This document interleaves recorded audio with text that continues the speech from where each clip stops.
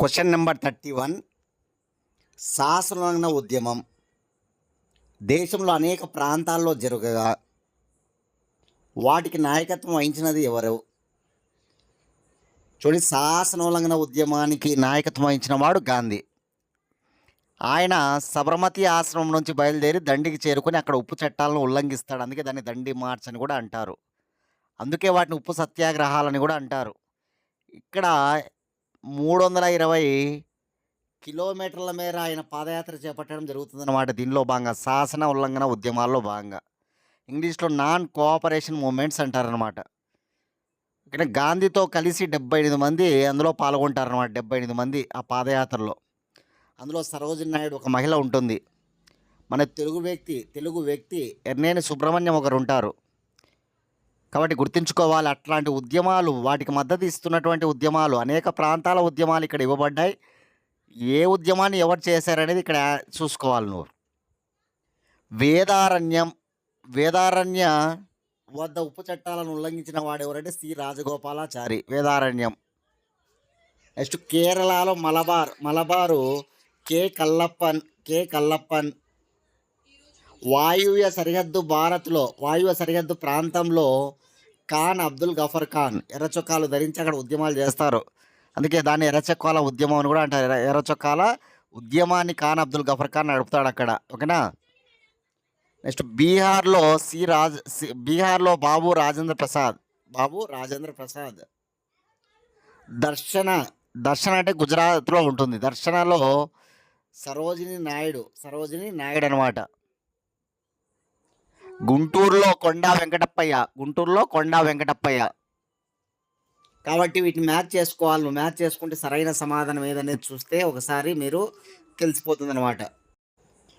Question number 32. Jawaharlal Nehru ప్రధానమంత్రిగా 4 సార్లు ప్రమాణ స్వీకారం చేసిన సంవత్సరాలు. చూడండి, జవహర్లాల్ నెహ్రూ గారు 4 సార్లు ప్రధానమంత్రిగా ప్రమాణ స్వీకారం చేశారనమాట. 1947 ఆగస్టు 15 ఆయన ప్రధానమంత్రి అయినప్పుడు ఒకసారి, అప్పుడు ఎన్నికలు జరగకుండానే ప్రధానమంత్రి అనమాట ఆయన. నెక్స్ట్ మళ్ళీ 1952లో మొట్టమొదటిసారి ఎన్నికలు జరుగుతాయి. 1952లో మొట్టమొదటిసారి ఎన్నికలు జరిగినప్పుడు రెండవసారి, మళ్ళీ 1957లో మూడవసారి, 1962లో నాలుగవసారి. 1962లో ప్రమాణ స్వీకారం చేసి 64లో ఆయన చనిపోతాడనమాట. కాబట్టి 4 సార్లు ప్రమాణ స్వీకారం, ఎక్కువ సార్లు ప్రమాణ స్వీకారం ఆయనే. 4 సార్లు ప్రమాణ స్వీకారం అనమాట. Option 2 answer. Option 2. Question number 33. తాత్కాలిక ప్రభుత్వం ఏర్పడిన సంవత్సరం. చూడండి, తాత్కాలిక ప్రభుత్వం ఎప్పుడు ఏర్పడింది? 1946 సెప్టెంబర్ 2. 1946 సెప్టెంబర్ 2న తాత్కాలిక ప్రభుత్వం ఏర్పడింది అనమాట. ఆ తాత్కాలిక ప్రభుత్వం ఏర్పడినప్పుడు గవర్నర్ జనరల్గా ఎవరున్నారంటే లార్డ్ వెవెల్ ఉన్నాడు. లార్డ్ వెవెల్ ఆయనే అధ్యక్షుడు ఆ తాత్కాలిక ప్రభుత్వానికి. ఉపాధ్యక్షుడిగా ప్రధానమంత్రిగా జవహర్లాల్ నెహ్రూ పనిచేస్తారు. ఉపాధ్యక్షుడిగా ప్రధానమంత్రిగా ఎవరు పనిచేస్తారు తాత్కాలిక ప్రభుత్వానికి అంటే కనుక 1946 సెప్టెంబర్ 2లో జవహర్లాల్ నెహ్రూ ప్రమాణ స్వీకారం చేస్తారు. ఆయన మంత్రివర్గంలో 14 మంది, మొత్తం భారతీయులు 14 మంది ఉంటారనమాట. అది తాత్కాలిక ప్రభుత్వంలో మంత్రివర్గం. స్వతంత్రానికి పూర్వం నాటి మాట అది. ఆ విధంగా స్వతంత్రం వచ్చిన తర్వాత కూడా ఆయన మంత్రివర్గంలో 14 మంది పనిచేస్తారు జవహర్లాల్ నెహ్రూ దగ్గర. కాబట్టి స్వతంత్రానికి ముందు ఏర్పడిన తాత్కాలిక ప్రభుత్వంలో మంత్రుల సంఖ్య 14, స్వతంత్రం వచ్చిన తర్వాత ఏర్పడిన మంత్రివర్గంలో మంత్రుల సంఖ్య 14 అనే విషయాన్ని కూడా గుర్తుపెట్టుకోవాలి. ఇది కూడా బిట్టే, ఎగ్జామ్లో చాలాసార్లు అడిగిన బిట్టే. Question number 34. ఆంధ్రాలో జరిగిన సైమన్ గోబ్యాక్ ఉద్యమాల్లో భాగంగా బ్రిటిష్ వారి చేతిలో చంపబడ్డ స్వాతంత్ర సమరయోధుడు ఎవరు? చూడండి, మన ఆంధ్రాలో సైమన్ గోబ్యాక్ ఉద్యమాలకు నాయకుడు ఎవరంటే టంగుటూరి ప్రకాశం పంతులు. ఆంధ్ర కేసరిగా పిలువబడ్డ టంగుటూరి ప్రకాశం పంతులు. ఆ టంగుటూరి ప్రకాశం పంతులు సైమన్ గోబ్యాక్ ఉద్యమాలు చేస్తూ ఉంటే ఇక్కడ పార్థసారథి అనేటువంటి ఒక స్వాతంత్ర సమరయోధుని బ్రిటిష్ వారు చంపేయడం జరుగుతుందన్నమాట. కాబట్టి గుర్తుపెట్టుకోవాలి, బ్రిటిష్ వారు చేతిలో చంపబడ్డ వ్యక్తి ఎవరు ఈ ఉద్యమాల్లో అంటే కనుక పార్థసారథి. అదే పంజాబ్లో సైమన్ గోబ్యాక్ ఉద్యమాలు చేస్తూ ఉంటే ఎవరిపై లాఠీచార్జ్ చేశారంటే కనుక అక్కడ లాలా లజపతి రాయ్. ఆయన లాలా లజపతి రాయ్ చనిపోతాడనే విషయం మనందరికీ తెలుసు. ఏసీపీ శాండర్స్ అనేటువంటి వ్యక్తి లాఠీచార్జ్ చేసిన కారణం చేత అక్కడ గాయాల పాలై చనిపోతాడనమాట లాలా లజపతి రాయ్. పంజాబ్ కేసరిగా పిలువబడ్డాడు ఆయన. అలా పంజాబ్ అనగానే లాలా లజపతి రాయ్, ఆంధ్ర అనగానే టంగుటూరి ప్రకాశం పంతులు.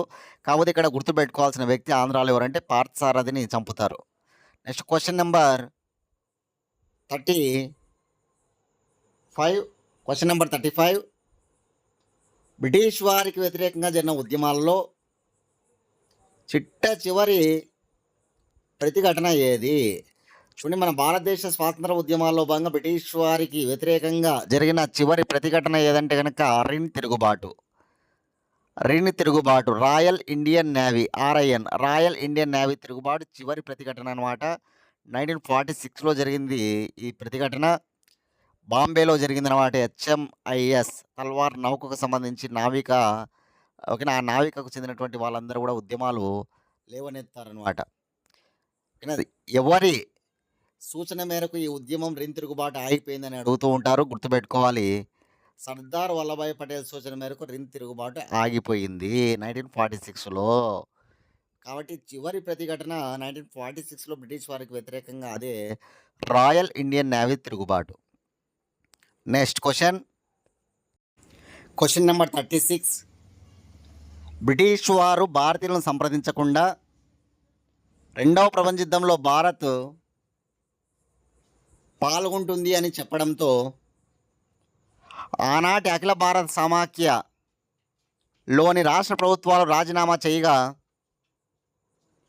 వారిని ఒప్పించడానికి బ్రిటిష్ ప్రభుత్వం చేసిన ప్రకటన ఏది? చూడండి, రెండవ ప్రపంచ యుద్ధం 1939లో రెండవ ప్రపంచ యుద్ధం ప్రారంభించబడిందని మనందరికీ తెలుసు. రెండవ ప్రపంచ యుద్ధం ఆ రోజు మనల్ని సంప్రదించకుండా, కాంగ్రెస్ వారిని సంప్రదించకుండా భారతదేశం కూడా బ్రిటన్ వారికి సపోర్ట్గా ఉంది రెండవ ప్రపంచ యుద్ధంలో అని ప్రపంచ దేశాలకు చెప్పిందనమాట బ్రిటన్. దానితో వెంటనే ఆ రోజు, ఓకేనా, అధికారంలో ఉన్నటువంటి కాంగ్రెస్ పార్టీ వాళ్ళందరూ కూడా రాజీనామాలు చేశారు రాష్ట్ర ప్రభుత్వాలకి. కాబట్టి వాళ్ళందరినీ కూడా మెప్పించాలి అనేటువంటి ఉద్దేశం మీద బ్రిటిష్ వారు ఒక ప్రకటన చేస్తారనమాట. అదే ఆన్సర్ ఇక్కడ ఆగస్టు ప్రతిపాదన. దాన్ని ఆగస్ట్ ఆఫర్ అంటారు. ఎప్పుడు ఈ ఆగస్ట్ ఆఫర్ అంటే 1940లో, 1940లో ఆగస్టు ప్రతిపాదన చేయడం జరుగుతుందన్నమాట. గుర్తుపెట్టుకోవాలి, ఆగస్టు ప్రతిపాదన చాలా చాలా ఇంపార్టెంట్. ఆగస్టు ప్రతిపాదన, ఓకేనా. ఈ ఆగస్టు ప్రతిపాదన చేసిన గవర్నర్ జనరల్ ఎవరంటే లిన్ లితిగో. ఈ ఆగస్ట్ ఆఫర్ను ప్రకటించిన గవర్నర్ జనరల్ లిన్ లితిగో అనమాట. ఓకేనా, ఆగస్ట్ ఆఫర్ ప్రకారం ఏంటంటే త్వరలోనే రెండవ ప్రపంచ యుద్ధం ముగిసిపోయిన వెంటనే మేము భారతదేశానికి స్వయం ప్రతిపత్తి కల్పిస్తాం, రాజ్యాంగానికి అవకాశం ఇస్తామని చెప్పి చెప్పడం జరుగుతుందన్నమాట. దానిని విమర్శిస్తారనమాట మన, ఓకేనా, భారతీయులు. మహాత్మా గాంధీ అంటాడు, మేము రొట్టె అడిగితే మీరు రాయి ఇస్తున్నారని చెప్పేసి విమర్శిస్తాడనమాట ఆగస్ట్ ఆఫర్ను. రొట్టె అడిగితే రాయి చేతిలో పెడతారు రొట్టె అడిగితే అని చెప్పేసి. కాబట్టి గుర్తుపెట్టుకోవాలి ఆగస్ట్ ప్రతిపాదన గురించిన విషయాలు ఇవన్నీ కూడా. Question number 37. క్రింది వానిలో సరికాని అంశం ఏది? సరికాని అంశం అడుగుతున్నాడు. ఆప్షన్ 1, 1921 విజయవాడ కాంగ్రెస్ సమావేశంలో త్రివర్ణ పతాకం తయారు చేయబడినది. ఇది కరెక్ట్ అనమాట. పింగళి వెంకయ్య తయారు చేశాడు విజయవాడ కాంగ్రెస్లో 1921లో. నెక్స్ట్ ఆప్షన్ 2, 1929 లాహోర్ కాంగ్రెస్ సమావేశంలో త్రివర్ణ పతాకం తొలిసారిగా ఎగురవేయబడినది. ఇది కూడా కరెక్టే. 1929 లాహోర్ కాంగ్రెస్ సమావేశానికి అధ్యక్షుడు జవహర్లాల్ నెహ్రూ అనమాట. ఇక్కడ తొలిసారిగా ఎగురవేశారు. నెక్స్ట్ ఆప్షన్ 3 చూద్దాం. స్వతంత్రానికి ముందు గల త్రివర్ణ పతాకంలో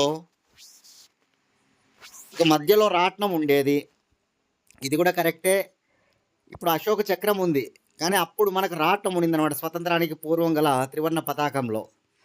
నెక్స్ట్ ఆప్షన్ 4 ఇంకా రాంగ్ అని మనం అనుకోవచ్చు. చదువుదాం అది కూడా ఒకసారి. త్రివర్ణ పతాకాన్ని రాజ్యాంగ పరిషత్తు 1947 మార్చి 22న ఆమోదించినది. చూడండి, రాజ్యాంగ పరిషత్ మన దేశ త్రివర్ణ పతాకాన్ని ఎప్పుడు ఆమోదించింది అంటే మాత్రం తప్పు. ఇక్కడ 1947 జూలై 22 ఉండాలి. మార్చి 22 అనేది రాంగ్ అనమాట.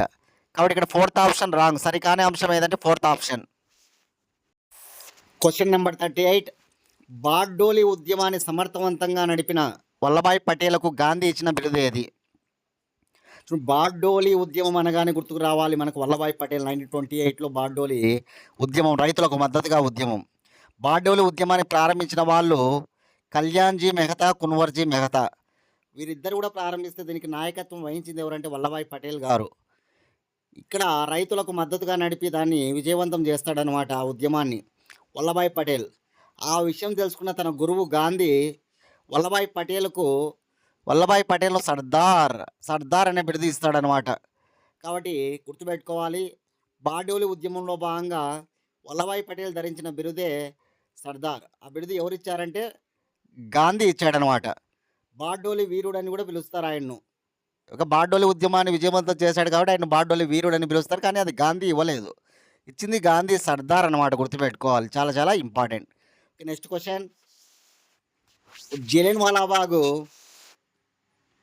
దుర్ఘటనకు ముందు సత్యపాల్ కిచ్లూ మరియు సైఫుద్దీన్ కిచ్లూలు అరెస్ట్ అయ్యారు.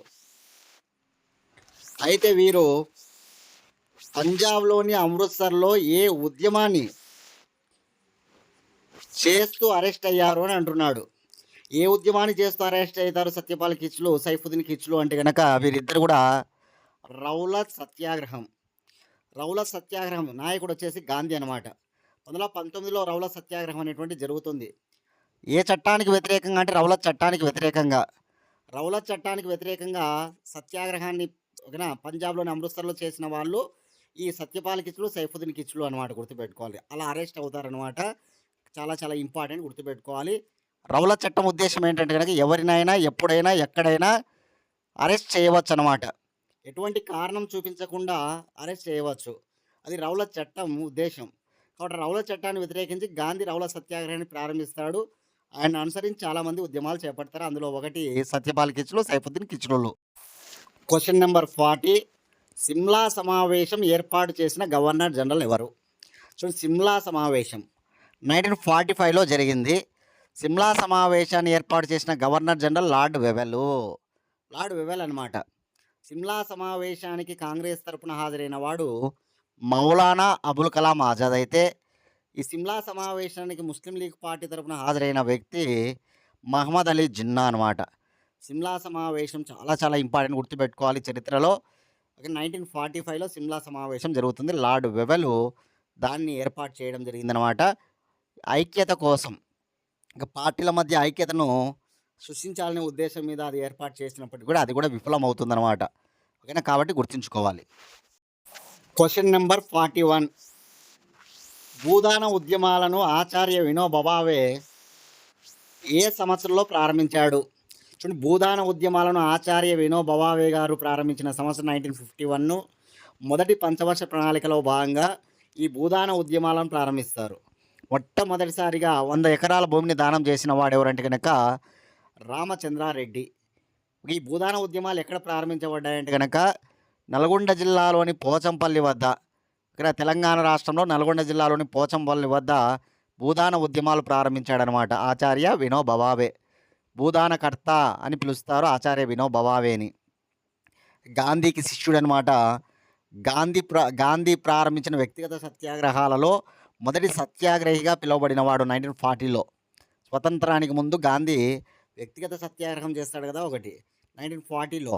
ఆ వ్యక్తిగత సత్యాగ్రహాల్లో మొదటి సత్యాగ్రహిగా గాంధీచే పిలువబడిన వాడు ఎవరంటే కనుక ఆచార్య వినోబా భావే అనమాట. కాబట్టి గుర్తుపెట్టుకోవాలి, చాలా వెరీ ఇంపార్టెంట్ పర్సన్ ఇతను, ఆచార్య వినోబా భావే. చాలా ఇంపార్టెంట్ పర్సన్. Next question. లేకర్ రహెంగే పాకిస్తాన్, లడ్కర్ లేయంగే పాకిస్తాన్ అన్నది ఎవరు? సో లేకర్ రహెంగే పాకిస్తాన్, లడ్కర్ లేయంగే పాకిస్తాన్ అన్నది ఎవరంటే మహమ్మద్ అలీ జిన్నా. మహమ్మద్ అలీ జిన్నా అనమాట.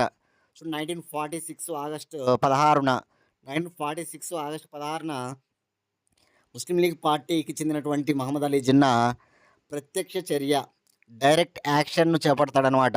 దానిలో భాగంగా పాకిస్తాన్ కావాలని చెప్పి డిమాండ్ చేస్తూ ఈ స్లోగన్ ఇవ్వడం జరుగుతుందన్నమాట.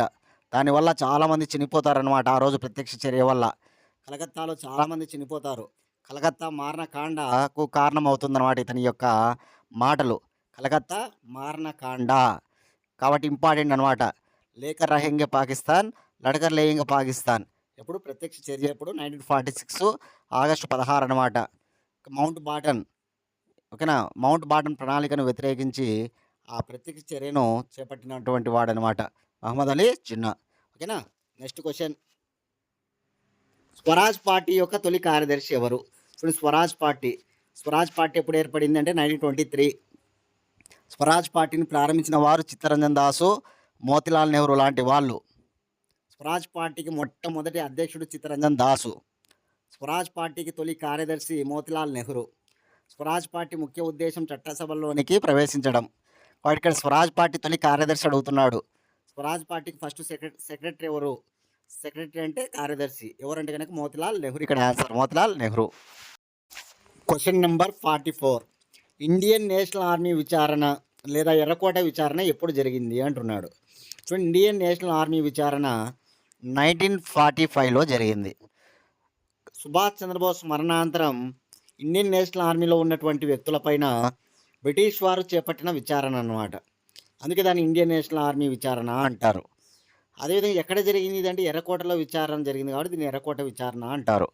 ఎవరు ఆ వ్యక్తులు, ఆ విచారణ ఎదుర్కొన్న వ్యక్తులు ఎవరు అనేది ఇక్కడ చూసుకుంటే తిల్లాన్ సింగ్, ప్రేమ్ కుమార్ సెహగలు, షహవాజ్ ఖాన్ అనే ఈ ముగ్గురు కూడా గుర్తుపెట్టుకోవాలి.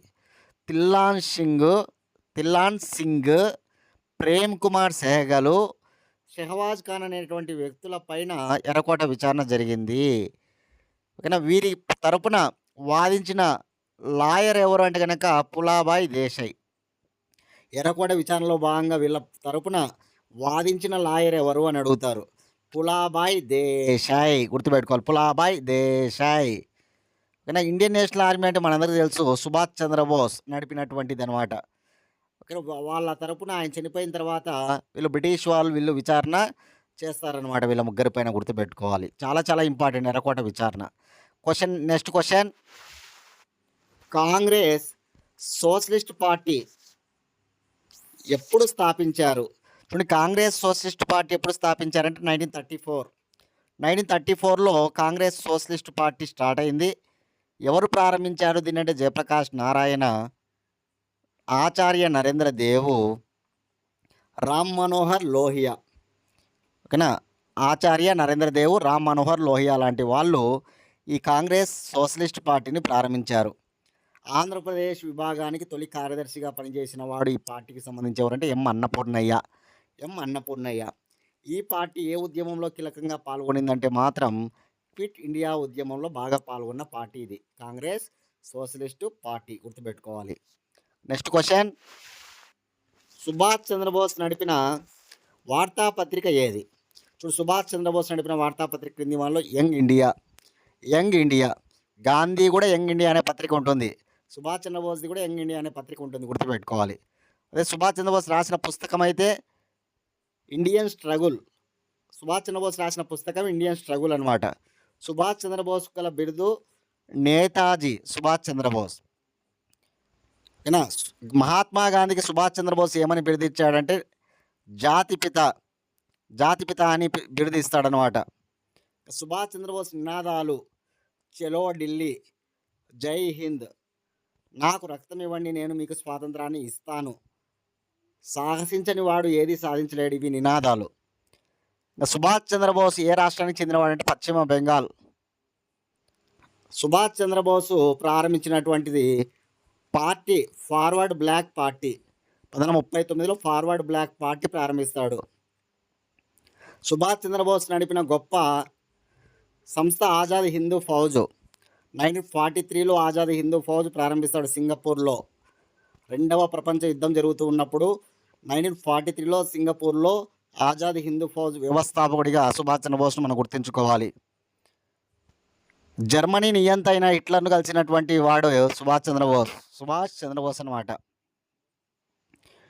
ఓకే, సుభాష్ చంద్రబోస్ దేన్ని నడుపుతాడు, ఏ సైన్యాన్ని అంటే ఇండియన్ నేషనల్ ఆర్మీ అనే సైన్యాన్ని నడిపిన వాడు సుభాష్ చంద్రబోస్ అనమాట. కాబట్టి ఇట్లాంటివన్నీ గుర్తుపెట్టుకోవాలి దయచేసి అందరూ కూడా. 1938 హరిపుర కాంగ్రెస్ సమావేశానికి, 1939 త్రిపురి కాంగ్రెస్ సమావేశానికి అధ్యక్షుడు కూడా సుభాష్ చంద్రబోసే. హరిపుర త్రిపురి 1938, 1939 గుర్తుపెట్టుకోవాలి అందరూ కూడా. ఈ త్రిపురి కాంగ్రెస్ సమావేశంలో గాంధీ భోగరాజు పట్టాభి సీతారామయ్యను బలపరిస్తే భోగరాజు పట్టాభి సీతారామయ్య ఓడిపోయి సుభాష్ చంద్రబోస్ గెలుస్తాడు. ఓకేనా, అది కూడా చాలా ఇంపార్టెంట్ అనమాట, గుర్తుపెట్టుకోవాలి. 1938 హరిపుర కాంగ్రెస్ సమావేశంలో ప్లానింగ్ కమిషన్ను డిమాండ్ చేస్తాడు. ప్రణాళికా సంఘం ఎక్కడ డిమాండ్ చేయబడింది అంటే 1938 హరిపుర కాంగ్రెస్ సమావేశంలోనే. ఓకేనా. Question number 47. మొదటిసారిగా స్వాతంత్ర్య దినం ఎప్పుడు జరిపారు? చూడండి, మొదటిసారిగా స్వాతంత్ర్య దినం ఎప్పుడు జరిపారు అంటే కనుక 1930 జనవరి 26. 1930 జనవరి 26 అనమాట. 1929 లాహోర్ కాంగ్రెస్ సమావేశంలో జవహర్లాల్ నెహ్రూ అధ్యక్షతన ప్రతి ఏటా కూడా జనవరి 26ను మన స్వతంత్ర దినోత్సవంగా, గణతంత్ర దినోత్సవంగా జరుపుకోవాలని నిర్ణయిస్తారు. ఆ క్రమంలో 1930 జనవరి 26న మొదటిసారిగా జరుపుకుంటారన్నమాట, గుర్తుపెట్టుకోవాలి. అందుకే మనకు రాజ్యాంగం ఆమోదించబడిన తర్వాత కూడా జనవరి 26ను అమల్లోకి తీసుకురావడం జరుగుతుందన్నమాట. అందుకే ఇప్పుడు మనం రిపబ్లిక్ డేని చేసుకుంటాం జనవరి 26న, అది గుర్తుంచుకోవాలి. నెక్స్ట్ క్వశ్చన్, రవీంద్రనాథ్ ఠాగూర్ గాంధీజీకి ఇచ్చిన బిరుదేది? రవీంద్రనాథ్ ఠాగూర్ గాంధీజీకి ఇచ్చిన బిరుదు మహాత్మా. చూడండి, మహాత్మా అన్నది ఎవరంటే గాంధీని, రవీంద్రనాథ్ ఠాగూరే. జాతిపిత అన్నది సుభాష్ చంద్రబోసు. బాపూజీ అన్నది నెహ్రూ. బాపూజీ అన్నది ఎవరు? నెహ్రూ అనమాట. ఇక కైజర్ ఈ హింద్ అని ఎవరిస్తారు గాంధీకి బిరుదు అంటే కైజర్ ఈ హింద్. కైజర్ ఈ హింద్ అంటే భారతదేశ చక్రవర్తి అనే అర్థం. కైజర్ ఈ హింద్ అన్నది ఎవరంటే బ్రిటిష్ వారు. బాయ్ అని ఎవరు పిలుస్తారంటే దక్షిణాఫ్రికాలో ఉన్న మన భారతీయులు గాంధీని బాయ్ అని సంబోధించారు. గాంధీని అర్ధనగ్న ఫకీర్ ఆఫ్ నేకుడ్ ఫకీర్, అర్ధనగ్న ఫకీర్ అన్నది ఎవరు అంటే కనుక విన్స్టన్ చర్చిల్. ఇది గుర్తుపెట్టుకోవాలి, గాంధీని ఎవరెవరు ఏ మాటలు అన్నారు అని. మహాత్మా, జాతిపిత, బాపూజీ, అదేవిధంగా కైజరి హిందూ, బాయి, అర్ధనగ్న ఫకీర్, ఇట్లాంటి మాటలు మనం గుర్తుపెట్టుకోవాలి. Question number 49. శాసనోల్లంఘన ఉద్యమం ప్రారంభించాలనే తీర్మానం ఇండియన్ నేషనల్ కాంగ్రెస్ సమావేశంలో నిర్ణయించారు. శాసనోల్లంఘన ఉద్యమం, దీన్ని ఏమంటాం ఇంగ్లీష్లో? సివిల్ డిసొబీడియన్స్ మూమెంట్ అంటాం. ఓకేనా. శాసన ఉల్లంఘన ఉద్యమం అన్నమాట. ఏ కాంగ్రెస్ సమావేశంలో తీర్మానించారు దీని అంటే 1929 లాహోర్ కాంగ్రెస్ సమావేశం, అధ్యక్షుడు జవహర్లాల్ నెహ్రూ. 1929 లాహోర్ కాంగ్రెస్ సమావేశం, అధ్యక్షుడు జవహర్లాల్ నెహ్రూ గాంధీ చేయాలనుకున్న ఈ శాసనోల్లంఘన ఉద్యమాలకు అంగీకారాన్ని ఇచ్చిన తీర్మానం ఇదే అనమాట. దానిలో భాగంగానే గాంధీ దండి మార్చ్ 1930 మార్చి 12వ తారీఖున సబర్మతి ఆశ్రమం నుంచి దండి మార్చ్ను ప్రారంభిస్తాడు. మార్చి 12. ఏప్రిల్ 6వ తేదీ వరకు ఆయన పాదయాత్ర చేసి ఏప్రిల్ 6న దండికి చేరుకొని ఉప్పు చట్టాలను ఉల్లంఘిస్తాడనమాట. కాబట్టి ఈ ఉద్యమంలో భాగంగా జరిగినటువంటిదే దండి మార్చ్, అదే ఉప్పు సత్యాగ్రహం కూడా, గుర్తుపెట్టుకోవాలి ఈ విషయాన్ని. ఓకేనా. నెక్స్ట్ క్వశ్చన్, అండమాన్ నికోబార్ దీవులను ఆక్రమించిన తర్వాత బోస్ వాటికి పెట్టిన పేరేమిటి? సుభాష్ చంద్రబోస్ అనమాట. సుభాష్ చంద్రబోస్ అండమాన్ నికోబార్ దీవులను ఆక్రమిస్తాడు. ఆక్రమించిన తర్వాత వాటికి ఏమని పేరు పెడతాడంటే షహీద్ అండ్ స్వరాజ్. అండమాన్ నికోబార్ దీవులకు షహీద్ అండ్ స్వరాజ్ అని నామకరణం చేస్తాడు సుభాష్ చంద్రబోస్, గుర్తుంచుకోవాలి. ఆప్షన్ 3. నెక్స్ట్ క్వశ్చన్, లక్ష్యాలు ఆశయాల తీర్మానాన్ని నెహ్రూ రాజ్యాంగ పరిషత్తులో ఎప్పుడు ప్రవేశపెట్టారు? జవహర్లాల్ నెహ్రూ లక్ష్యాలు ఆశయాల తీర్మానాన్ని రాజ్యాంగ పరిషత్తులో ప్రతిపాదించాడనే విషయం మనందరికీ తెలుసు. 1946 డిసెంబర్ 13 రాజ్యాంగ పరిషత్తులో లక్ష్యాలు ఆశయాల తీర్మానాన్ని ప్రవేశపెట్టిన వాడు జవహర్లాల్ నెహ్రూ. 1946 డిసెంబర్ 13 అనమాట. వీటిని రాజ్యాంగ పరిషత్ ఎప్పుడు ఆమోదించిందంటే 1947 జనవరి 22. 1947 జనవరి 22 ఆమోదించింది లక్ష్యాలు ఆశయాల తీర్మానాన్ని రాజ్యాంగ పరిషత్. లక్ష్యాలు ఆశయాల తీర్మానం ద్వారా మన రాజ్యాంగంలో ఏది తయారు చేయబడిందంటే కనుక ప్రవేశిక లేదా పీఠిక. దాన్ని ఇంగ్లీష్లో మనం ప్రియాంబుల్ అంటాం, ప్రవేశిక. ఓకేనా, చాలా చాలా ఇంపార్టెంట్, ఈ విషయాన్ని గుర్తుపెట్టుకోవాలి. Question number 52. The Indian struggle అనే పుస్తక రచయిత ఒక రచయిత స్వతంత్ర సమరయోధుడైనటువంటి సుభాష్ చంద్రబోసే. ఓకేనా? ఒక పుస్తకం రాశాడంటే రచయిత అని కూడా మనం అంటాం కాబట్టి ఇక్కడ రచయిత అని ఇచ్చాము. అతను రచయిత ఏం కాదు. ద ఇండియన్ స్ట్రగుల్ రాసింది ఎవరంటే కనుక సుభాష్ చంద్రబోస్ అనమాట. మనం ఆల్రెడీ సుభాష్ చంద్రబోస్ గురించి ఓకేనా చెప్పుకున్నాం. Next question. Tripuri Indian national Congress సమావేశంలో సుభాష్ చంద్రబోసు ఎవరిని ఓడించి అధ్యక్షుడయ్యాడు? 1939 త్రిపురి కాంగ్రెస్ సమావేశంలో మహాత్మా గాంధీ భోగరాజు పట్టాభి సీతారామయ్యను బలపరిస్తే భోగరాజు పట్టాభి సీతారామయ్యను ఓడించి సుభాష్ చంద్రబోస్ అధ్యక్షుడయ్యాడని ఇప్పుడే చెప్పుకున్నాం. కాబట్టి ఇక్కడ Bhogaraju Pattabhi Sitaramayya answer. Question number 54. క్రింది వానిలో సరికాని అంశం ఏది? ఫస్ట్ చూద్దాం. ఫస్ట్, భారత్లో హైదరాబాద్ విలీనానికి ఆపరేషన్ పోలో అనే సైనిక చర్యను చేయబడినది. ఇది కరెక్ట్. ఆపరేషన్ పోలో అంటే హైదరాబాద్పై చేపట్టిన ఆపరేషన్. నెక్స్ట్ సెకండ్ చూద్దాం. ఆపరేషన్ పోలో అనే సైనిక చర్య 1948 సెప్టెంబర్ 13న ప్రారంభించబడినది. ఇది కరెక్టే. నెక్స్ట్ 3 చూద్దాం. ఆపరేషన్ పోలో అనే సైనిక చర్య 1948 సెప్టెంబర్ 19న ఆపివేశారు. ఇది రాంగ్. ఆపివేశారు ఎప్పుడు? సెప్టెంబర్ 17. సెప్టెంబర్ 19 ఇచ్చాము ఇక్కడ. కాబట్టి ఇది ఒకటి రాంగ్ పెట్టుకోండి. సరికాని అంశాలు ఇది ఒకటి. Next 4. Question number 4. Operation polo general Hari Singh నాయకత్వంలో నిర్వహించబడినది. ఇది కూడా రాంగే. జనరల్ చౌదరి నాయకత్వంలో నిర్వహించబడింది. జనరల్ చౌదరి అనమాట. కాబట్టి ఇది రాంగ్. నెక్స్ట్ 5. ఆపరేషన్ పోలోను చేయించిన హోంమంత్రి సర్దార్ వల్లభాయ్ పటేల్. ఇది కరెక్టే. అప్పుడు సర్దార్ వల్లభాయ్ పటేల్ హోమ్ మినిస్టర్గా ఉన్నాడు కాబట్టి ఆయన చేయించాడు. కాబట్టి ఇక్కడ సరికాని అంశాలు 3 and 4 అనమాట. ఇక్కడ ఆప్షన్ 2 చూస్తే 3 మరియు 4 అని ఉంది. ఇది సరికానిది. 3 మరియు 4 option 2. Question number 55. M N Roy సిపిఐని 1920లో ఎక్కడ స్థాపించారు? చూడండి, మానవేంద్రనాథ్ రాయ్ సిపిఐని 1920లో ఎక్కడ ప్రారంభించారు అని అడుగుతున్నాడు. ఆన్సర్ తాస్కెంట్లో ప్రారంభించాడు అనమాట. తాస్కెంట్లో 1925లో భారతదేశంలో కాన్పూర్లో ప్రారంభించబడింది. అది 25 కమ్యూనిస్ట్ పార్టీ ఆఫ్ ఇండియా. ఎంఎన్ రాయ్ 20లోనే దాన్ని తాస్కెంట్లో ప్రారంభించడం జరిగిందన్నమాట. గుర్తుపెట్టుకోవాలి. Next question. ఎంఎన్ రాయ్ నడిపిన వార్తాపత్రిక ఏది? ఎంఎన్ రాయ్ నడిపిన పత్రిక వాన్ గాడ్ అనే పత్రిక నడిపాడు అనమాట M N Roy, Manavendranath Roy. Next question. Gandhi versus Lenin అనే పుస్తకం రచించినది ఎవరు? గాంధీ వర్సెస్ లెనిన్ అనే పుస్తకాన్ని రచించినది ఎస్ఏ డాంగే. 1921లో గాంధీ వర్సెస్ లెనిన్ అనే పుస్తకాన్ని రాయడం జరిగిందనమాట. Gandhi versus Lenin, S A Dange. Question number 58. Acharya Narendra Dev, Ram Manohar Lohia, Jayaprakash Narayana, మిన్ను మసాని మొదలైన వారు స్థాపించిన పార్టీ ఏది?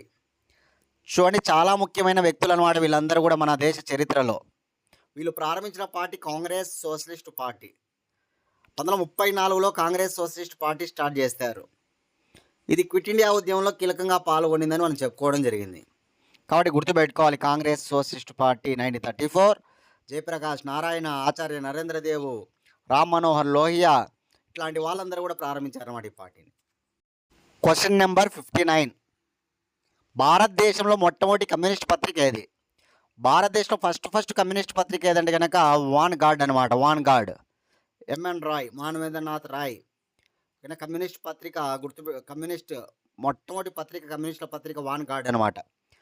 Question number 60. నాటాల్ ఇండియన్ కాంగ్రెస్ను దక్షిణాఫ్రికాలో స్థాపించినది ఎవరు? ఆన్సర్ గాంధీ. నాటాల్ దక్షిణాఫ్రికాలో నాటాల్లో ప్రారంభించిన పార్టీ నాటాల్ ఇండియన్ కాంగ్రెస్ అనమాట. 1894లో మహాత్మా గాంధీ దక్షిణాఫ్రికాలో నాటాల్ ఇండియన్ కాంగ్రెస్ను ప్రారంభించడం జరుగుతుందన్నమాట. ఆగస్టు 22వ తారీఖున 1894 అనమాట. ఇది 1994లో డిజాల్వ్ కూడా అయిపోతుంది. కాబట్టి గుర్తుపెట్టుకోవాలి, 1894లో నాటాల్ ఇండియన్ కాంగ్రెస్ను దక్షిణాఫ్రికాలో ప్రారంభించిన వారు మహాత్మా గాంధీ అనమాట. దీన్ని సౌత్ ఆఫ్రికా ఇండియన్ కాంగ్రెస్ అని కూడా పిలిచేవారనమాట. అప్పటికే మన భారతదేశంలో 1885లో ఇండియన్ నేషనల్ కాంగ్రెస్ స్టార్ట్ అయింది. ఇండియన్ నేషనల్ కాంగ్రెస్ ఏవో హ్యూమ్ గారు 1885లో ఇండియన్ నేషనల్ కాంగ్రెస్ను ప్రారంభించారు. ఇది భారతదేశంలో మంచి పేరు తెచ్చుకుంటుంది కదా. ఆ క్రమంలోనే గాంధీ అక్కడ 1894లో దక్షిణాఫ్రికాలో నాటాల్ ఇండియన్ కాంగ్రెస్ను ప్రారంభిస్తారనమాట. అది మనం గుర్తుంచుకోవాలి. ఇవన్నమాట ఇవాల్టి 31వ క్వశ్చన్ నుంచి 60వ క్వశ్చన్ వరకు గాంధీ యుగంలో పార్ట్ 2గా చేయడం జరిగింది. ఈ క్లాస్ వింటున్న వాళ్ళు పార్ట్ 1 కూడా వినండి ఫస్ట్ 30 క్వశ్చన్స్ కోసం. ఇది పార్ట్ 2 అనమాట. గాంధీ యుగంలో పార్ట్ 3 కూడా చేస్తా. కాబట్టి చాలా ఇంపార్టెంట్ గాంధీ యుగం. ఎక్కువ బిట్లు మనకు ఇప్పుడు ఎక్కువగా హిస్టరీలో బిట్లు పడేది గాంధీ యుగంలో, స్వతంత్ర ఉద్యమ కాలంలోనే. కాబట్టి అందరూ కూడా ముందుగా లైక్ చేయండి మన ఛానల్ని. ఇంకా సబ్స్క్రైబ్ చేసుకోండి. మీ ఫ్రెండ్స్ ఉంటే వారికి కూడా షేర్ చేయండి. ఖచ్చితంగా ఈ లింక్ షేర్ చేయండి. ఈ క్లాస్ లింక్ షేర్ చేయండి. వాళ్ళకు కూడా ఇష్టమైతే ఓకేనా, వాళ్ళు కూడా ఫాలో అవుతారు. ఓకేనా.